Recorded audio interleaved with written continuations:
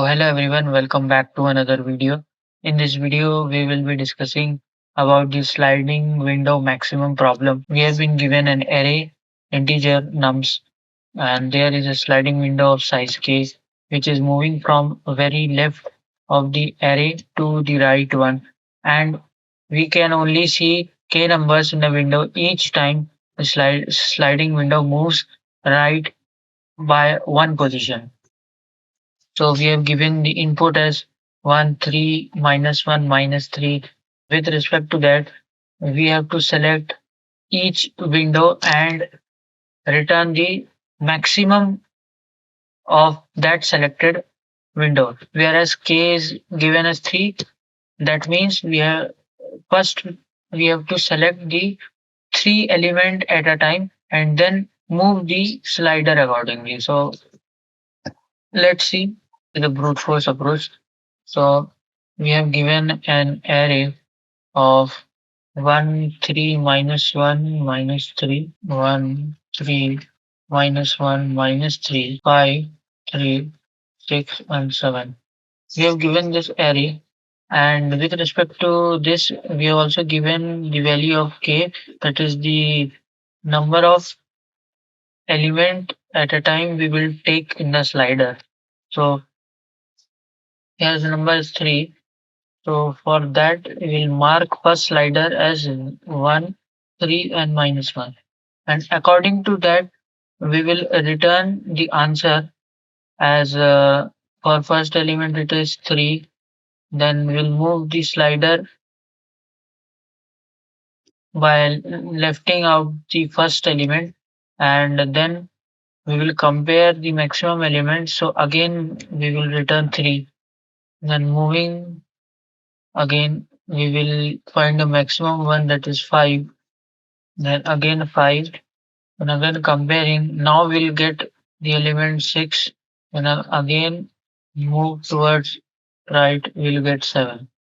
So the final output will be 3, 3, 5, 5, 6, and 7. So how I got it? We are given this array. With respect to this array, we have to just see the window in which we are returning the maximum element. For that, we will always return the value. So we know that the number of elements in the array, so we can found it like that.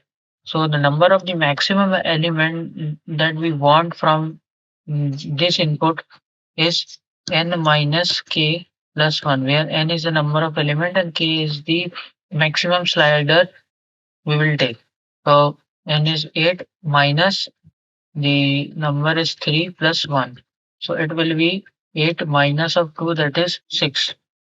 That is the number of element in the output we will return is 6. So let's see it's true or not. Yeah, number of element is 6. So how we can do it is, firstly we first will start from I equal to 0 and move till the, that is 5, and then the max of that element will store at a of j, and with respect to j we will say that we'll check from I up till n minus k plus 1, and for that we'll again check for the maximum element, and the max would be a of j max. So this is the whole approach where the first iteration will take the time of big O of n, and second it will take of big O of m. On combining these two, we'll get the quadratic time complexity of big O of n square, and space complexity will be constant. So how we will approach this?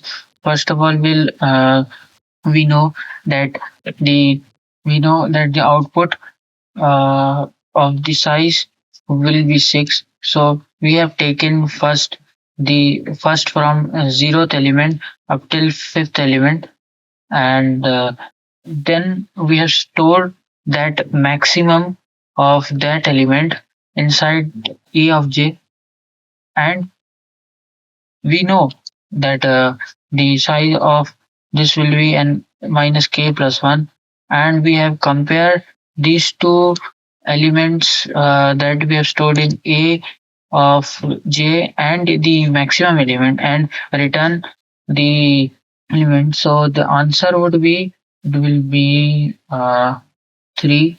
If we see here, it will be first 3, then second will be again 3. So I'm moving all these elements inside this array and checking the window size of 3. We'll check from zeroth element up till the last element, that is 7, and move all the windows accordingly.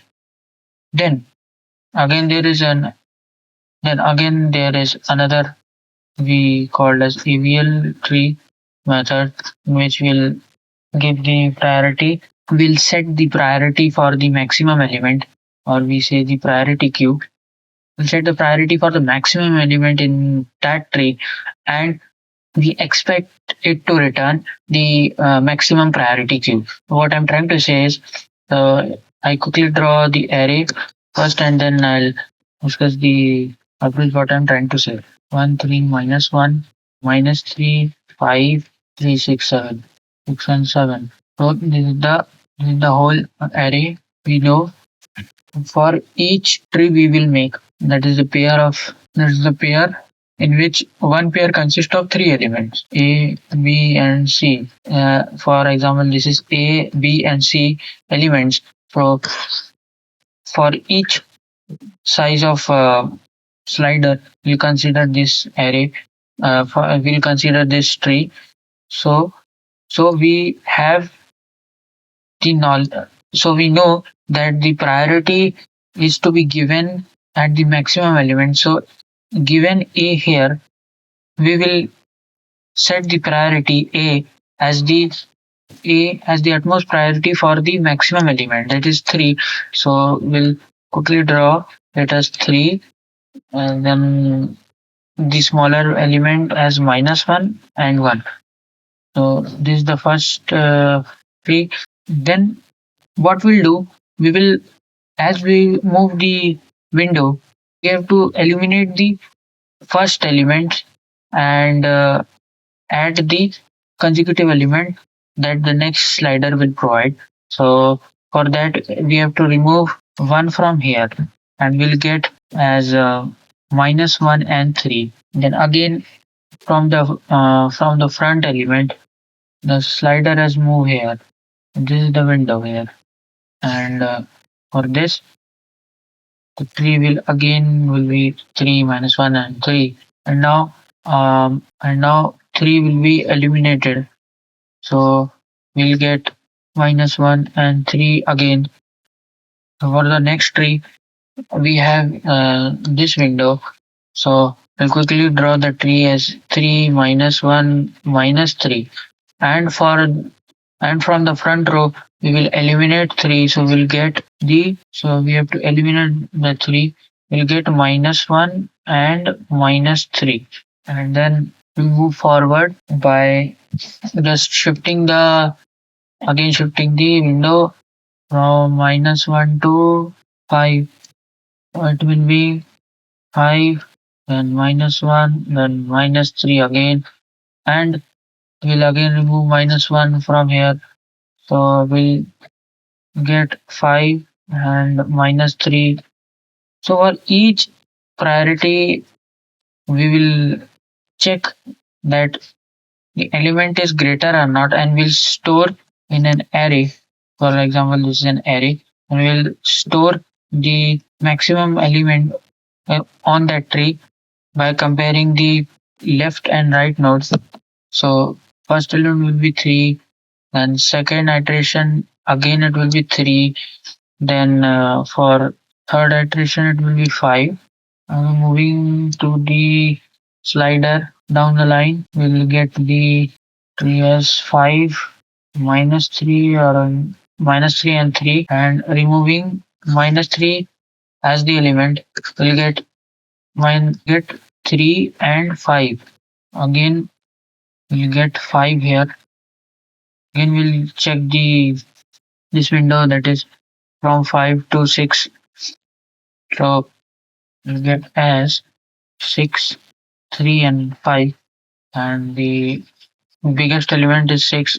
So again we'll insert it in the result 6, and then again move the slider from 3 to 7, and we'll sorry we have to eliminate the front element of from 5 to 6, that is 5. So the rest of element will be equal to 3 and 6. Then moving the slider to one side, we'll get 3 from 3 to 7. So be 7, 6 and 3.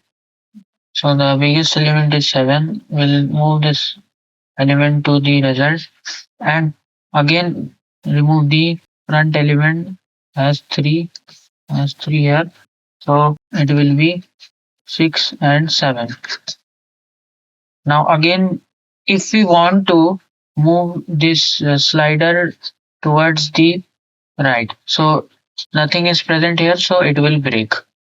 It will break, and it will return this, will return the result in the form of n minus k plus one element altogether. And this is the whole approach. Let's discuss the time complexity of how it will optimize using the max priority queue method. So first of all, we have traverse whole array. So for each sliding window, k size of slider will take some time of logarithmic time of k, and the total size of the array is n. So we go of n log k, where k is the size of sliding window and n is the size of the array. Yeah, this is the whole approach, and now we'll see how the code will look like. So let's discuss the code of sliding window maximum problem. So we have to first create a vector to store the result. This will store the maximum values in the sliding window, and then we have to set a DQ in which it will be a doubly ended queue.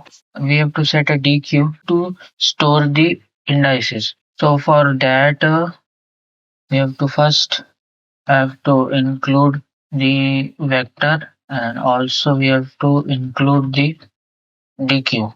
Moving on, initializing the for loop to remove outside the elements. For that we have to iterate with the array called nums.size. Take the size and increment the counter of as I plus plus.